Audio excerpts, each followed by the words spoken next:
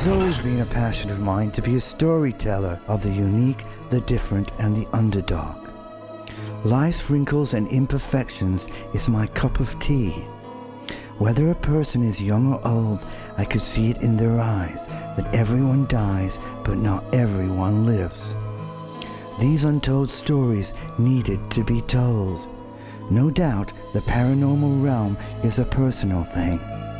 What someone believes, others may not. So where do I even begin to tell you about my strange paranormal journey? How can I express the importance of how these haunting experiences of the afterlife has put meaning into my everyday life?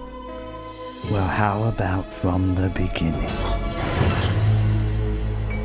Philip and I both screamed an identical shriek that echoed throughout our little house on Carey Road. Suddenly our bedroom door flew open and it was our mum coming to the rescue. Out of breath, she yelled, "What on earth is going on? Dear Lord, you almost scared me to death." Well, we began to tell her about what we had seen on our closet door. Our mum went quiet as she listened to our story. With tears in her eyes, she began to tell her own story. "Boys, what you saw sounds like the countryside where you were born. The street sign, Holmes Road, was where your grandparents lived. The small white dog was that of your grandfather's, and the gray-haired old lady, I believe, is your grandmother. And she just died a few hours ago." Boom.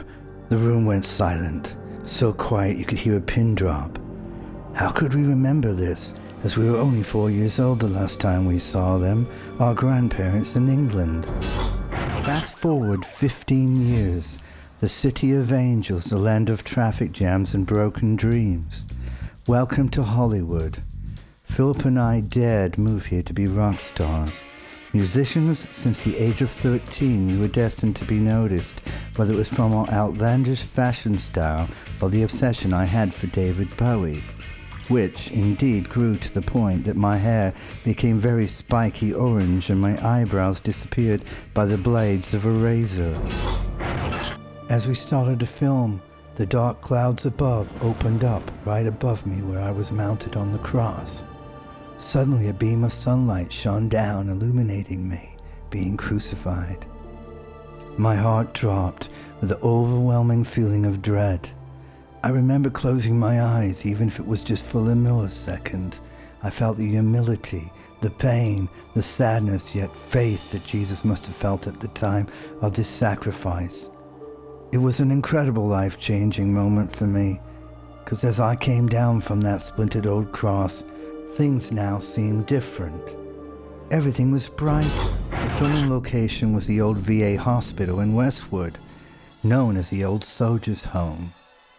It was my job description as well as a select few to do cleanup work for the on-screen Dream Hospital. While scraping the paint from the floors, I heard muffled screams through the ventilation shaft. It was a male voice repeating the words, "I didn't mean to kill you, Joe. I didn't mean to kill you." It sent shivers down my spine, over and over again, and the mental cries grew. Scared and confused, I ran down the hospital corridors into something right out of a horror movie. Suddenly, a feeling of extreme darkness took over, a feeling of complete terror and desperation. Alone and now frightened, I felt like someone or something was standing right in front of me. I very much needed to get out of there and fast. I reached for my camera, snapped a picture, and bolted up the dark tunnel with my video and audio recorder rolling. The run seemed endless as I was afraid to look back, scared that some monster, some kind of thing was chasing me. With a heavy heart, I now dared to play the audio that was recorded that very day. We were in the death tunnel. The sound of screaming, cries from a young female being violently attacked filled the room. I could not help put my hands over my ears and try to make it stop. The pain of not being able to help ripped me apart. Not only did I capture this gross girl's picture, but her voice, and possibly her death as well. 10 looming shadow children stood there watching us, studying us. We could not believe our eyes. visible only through the fluorothermal imager, as we could not see them with the human eye. This is one of the best captures you could ever get in Paranormal Activity. It felt very creepy as the bulging eyes seemed to follow me. It was obviously that the man of the house was a hunter and an avid gun owner by the gun safe he had in the corner of the bedroom. I could feel the husband now right behind me as he entered this bedroom of death. "I wish I knew the combination to the safe," he whispered, as he began to tell me how his wife recently changed the safe's combination as she was afraid he might kill his family.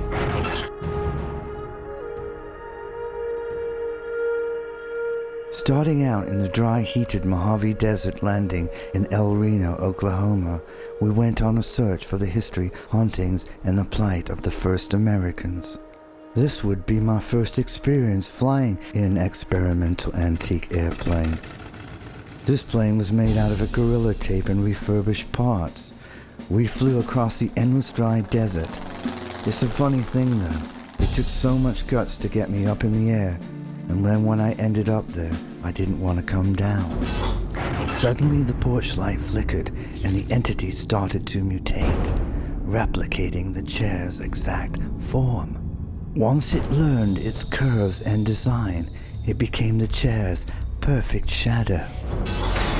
Welcome to the Crescent Hotel in Eureka Springs, Arkansas, known as one of the most haunted hotels in America.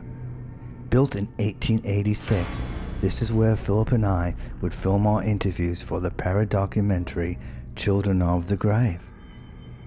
The hotel was beautiful and yet spooky. The architecture was 19th century design, full of aging antiques and relics from the past. The hallways were half full with ghost tours echoing all kinds of grisly stories, including the crazed Dr. Norman Baker, who apparently did horrific experiments on his cancerous patients. You know you're good because you speak with authority, and that authority is your heart. We must all remember when it comes to paranormal investigations, it's about respect and most of all closure. It is not about fame, drama, or the ghost hunting t-shirt. Who cares if you're on TV when you're saving someone's soul? Be the true hero. When you really want to help and communicate with the spirit of a lost one, let's focus on that, just that. The lost souls. Otherwise, join Team Jersey Shore or investigate with TMZ. I would never invite them into my life, never mind my house. Paranormal friends, please keep it real.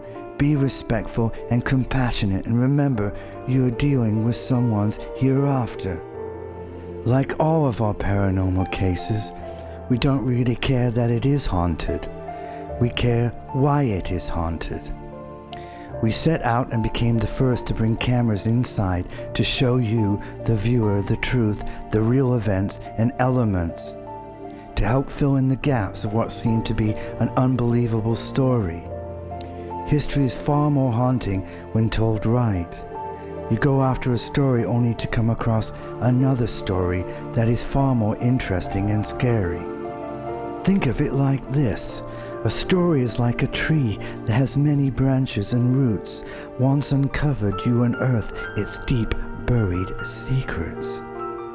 They lead us to the root, the heart of the matter, from the tree of the afterlife. SOS does not stand for save ourselves. For us mere mortals, the adventures have just begun. But for the lost souls without closure, it never ends. The end or the beginning.